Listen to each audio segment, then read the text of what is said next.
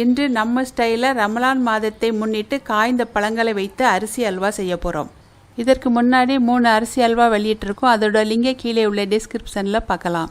நாம் செஞ்ச அல்வாக்கள் எல்லாம் ஒவ்வொன்றும் வெவ்வேறு ருசியில் இருக்கும். இந்த அல்வாவில் காய்ந்த பழங்களும் பாதாம் முந்திரி போகிறதுனால சத்து மிக்கது.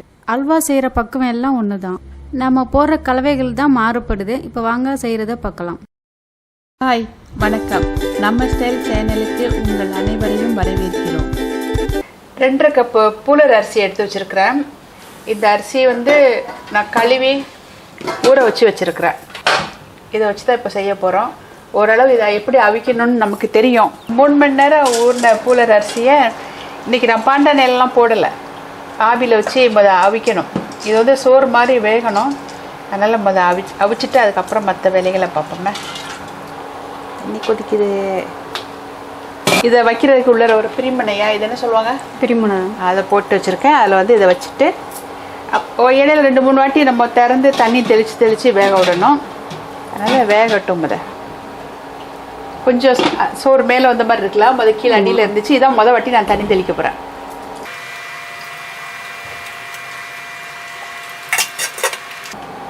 பேரிச்சம்பழம் விதை நீக்கி 2ஆக பிச்சு வச்சுருக்கேன். நான் சின்னதாக வெட்ட போகிறேன்.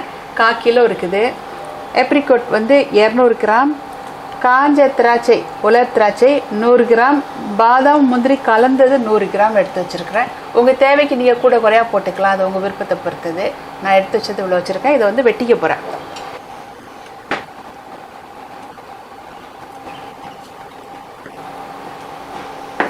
பொடிசாக இப்படி அளவு கரெக்டாக வெட்டணும் இல்லை, கொஞ்சம் பொடிசாக நான் வெட்டிக்கிறேன். இதே மாதிரி இதையும் எடுத்து வெட்டிக்க போகிறேன். ரொம்ப பழத்தோட கலவையில் அந்த சோறு சேர்ந்து சாப்பிடும்போது அல்வான் ரொம்ப நல்லாயிருக்கும். இந்த மாதிரி ருசியில் நீங்களாம் சாப்பிட்டு பார்த்துருக்க மாட்டீங்க. இதுக்கு நெய்யோ எண்ணெயோ தேவையில்லை. தேங்காய் பால் ஊற்றும் போது அளவு சொல்கிறேன்னே. வரும் மெதுவான நெருப்பில் வச்சுருக்கேன். கிட்டத்தட்ட வெந்துட்டு, அதனால் நான் அடுப்பு அடைச்சிக்கிறேன். நான் 1.5 கப்பு ப்ரௌன் சுகர் போட போகிறேன். ஏன்னா பழங்கள் நிறையா போடுறதுனால இனிப்பு அதில் இருக்கும். அதில் 1 கப்பு,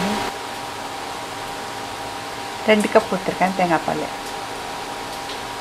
அந்த கோலை கழுவுன தண்ணி, பச்சை தண்ணி ஒரு 1/2 கப்பு ஊற்றுறேன்.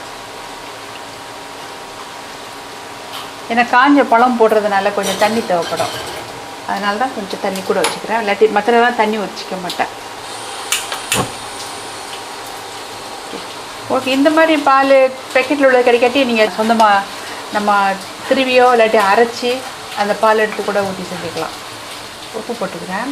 அந்த இனிப்பை எடுத்து கொடுக்குறதுக்கு கொஞ்சம் உப்பு இறக்கி வச்சுட்டு இது நல்லா வெந்துட்டு, இது கேஸ் அடுப்பில் இருந்துச்சு. இப்போ கரண்ட் அடுப்புக்கு மாற்றிட்டேன். பழங்களெல்லாம் வெட்டி வச்சுட்டேன். எல்லா பழத்தையும் அதையும் போட்டுறேன்னா, ஏன்னா பழம் கொஞ்சம் வெந்து நல்லா மெதுவாக சாஃப்ட் ஆகணும். அதனால்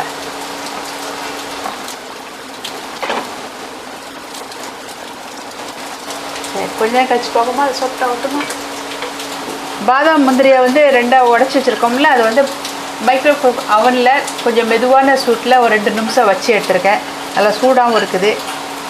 முறைன்னு கொதி வந்துட்டுருக்குது. கொஞ்சம் பாவு மாதிரி வருமா, அப்போ அந்த பழங்களும் நல்லா சாஃப்ட் ஆயிரும். அதை போட்டு கிண்டி சாப்பிட்டு பாரு. உனக்கு தான் துட்டு இன்றைக்கி, ஏன்னா நாங்கள் எல்லாம் நோம்பில் இருக்கிறதுனால அதுக்கு அந்த பழம் கொஞ்சம் சாஃப்ட் ஆகுது. திரும்ப இப்போ தான் கொதி வருது. அந்த பழங்கள்லாம் அந்த சூடு தண்ணியில் பட்டதோட சாஃப்டாக இருக்குது.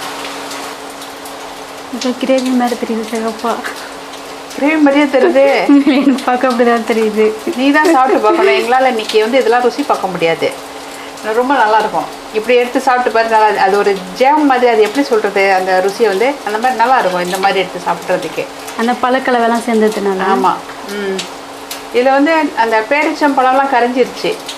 அந்த திராட்சையும் கொஞ்சம் ஏப்ரிகோட் தான் கொஞ்சம் முழுசாக இருக்குது. மற்றதெல்லாம் அப்படியே கரைஞ்சி அப்படி இதாகிடுச்சு. கொஞ்சம் அரிசி பார்ப்போமா.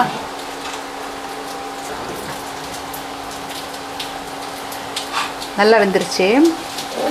முந்தி எங்கள் மாமியார்லாம் செய்யும்போது ரொம்ப நேரம் இது செய்கிறதுக்கு பாதி நாள் கிட்ட எடுத்துரும்.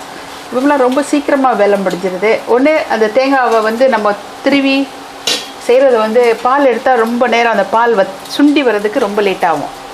அதை அரைச்சி சிலர் முழு தேங்காவே வாங்கிட்டு வந்துடுவாங்க. அந்த சிரட்டையை மட்டும் எடுத்துருவாங்க. அந்த ஓடு இருக்குல்ல, அது தேங்காய்க்கு மேலே அதை மட்டும் எடுத்து அப்படியே மார்க்கெட்லேருந்து வாங்கிட்டு வந்துடுவாங்க. நம்மளே சொந்தமாக திருவி அப்புறம் அதை பால் எடுக்கணும். எடுத்து பால் எடுக்கும்போது எவ்வளோ தான் திக்காக எடுத்தாலும் கொஞ்சம் தண்ணி கூடி தான் இருக்கும். அந்த தண்ணி வத்துற வரைக்கும் நம்ம சுண்டை காய்ச்சிறது வரைக்கும் பாவு காய்ச்சறதுக்கு அவ்வளோ நேரம் எடுக்கும். இப்போ தேங்காய் பால் இந்த மாதிரி திக்காக இப்போ நமக்கு வாங்குறதுனால ரொம்ப ஈஸியாக இருக்குது செய்கிறதுக்கு. ஒரு 1.5 மணி நேரம் கூட போதும் போலுக்கு. ஏன்னா அதை அவிச்சிட்டு எல்லாம் முழும்பி அந்த வேலையை செஞ்சு முடிக்கிறதுக்கு அவ்வளோ நேரமாச்சு எடுக்கும். சூடு ஆறலை, அப்படி இருக்குது. அதை போட்டுட்டேன். இந்த மாதிரி சாதத்திலே வந்து அந்த கருப்பட்டி தேங்காய் பால்லாம் நல்லா பாவு எடுத்து அப்படியே ஊற்றிட்டு கூட ஸ்பூன் வச்சு எடுத்து சாப்பிடுவாங்க. அவ்வளோ நல்லாயிருக்கும். இந்த மாதிரி போட்டு கிண்டாமல் அந்த மாதிரியும் செய்வாங்க. இதையும் போட்டுக்கிறேன். எங்கள் மாமியார் செய்யும்போது 2 கிலோக்கு மேலே அரிசியே போடுவாங்க. போட்டு அவ்வளோ நேரம் அவன் நான் செஞ்சு முடிக்கிறதுக்குள்ளே கையெல்லாம் ஓஞ்சி போவான். அவங்க வந்து கறி அடுப்பில் தான் செய்வாங்க. காஞ்ச பழங்கள் போட்ட மாதிரி தெரியவே இல்லைல்ல? இல்லை, நல்லா இருக்கும் சாப்பிட்றதுக்கு. எப்பவுமே வந்து ஆரம்பத்தில் நம்ம ஒரு வீடியோ செஞ்சு போட்டோம் தெரியுமா, கருப்பட்டி போட்டு. அதுதான் எங்கள் மாமியாரோட ரெசிபி. அதுதான் இங்கே எல்லாருமே பொதுவாக அதுதான் செய்வாங்க. அதுலேருந்து நான் கொஞ்சம் கொஞ்சமாக 40 வருஷமாக வீட்டுக்குள்ளே இருக்கிறேன்ல, அப்புறம் எனக்கு ஏதாச்சும் வேலை வேணும்ல, நானே யோசிச்சு சில இதெல்லாம் செஞ்சு பார்த்து பரவாயில்ல. எங்கள் பிள்ளைங்களே வீட்டுக்காரர் ரொம்ப ஒத்துழைப்பு கொடுத்தாங்க. நல்லா இருக்கோ இல்லையோ வீணாக்காமல் அதெல்லாம் சாப்பிட்டு முடிச்சிருவாங்க. இப்போ நல்லா வர ரெசிபி எல்லாமே வந்து செஞ்சு வச்சுக்கிட்டா எல்லாருக்கும் தெரியும்.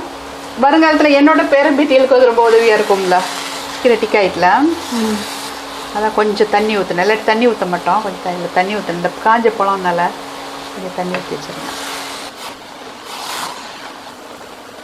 நல்லா டிக்கா அழகா அல்வா மாதிரி வந்துருச்சுல. சாதம் செஞ்சது மாதிரி இல்லைல்ல?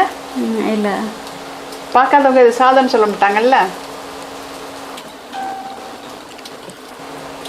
நம்ம ஸ்டைல் காஞ்ச பழங்கள் பூலர் அல்வா தயாராகிடுச்சு. இந்த அல்வா உங்களுக்கும் பிடிச்சிருக்குன்னு நம்புகிறோம். நீங்களும் சிறப்பாக செஞ்சு குடும்பத்துடன் உண்டு மகிழ்ச்சியாக நோன்பு பெருநாளை கொண்டாடுங்கள். எங்களையும் மறந்துடாதீங்க. உறவினர்களுக்கும் நண்பர்களுக்கும் ஷேர் பண்ணுங்கள். இந்த அல்வா சாப்பிட்றதுக்கு காய்ந்த பழங்களின் ருசி வித்தியாசமாக இருக்குது. அதோட நாட்ஸு கடிப்படும் போது ரொம்பவே இன்பமாகவும் மேலும் மேலும் சாப்பிட தூண்டுது.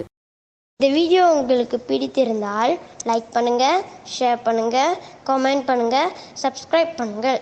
பிறகு கீழே இருக்கும் பெல் பட்டனை அழுத்துங்கள். நம்ம ஸ்டைல் சேனலை பார்த்ததற்கு நன்றி.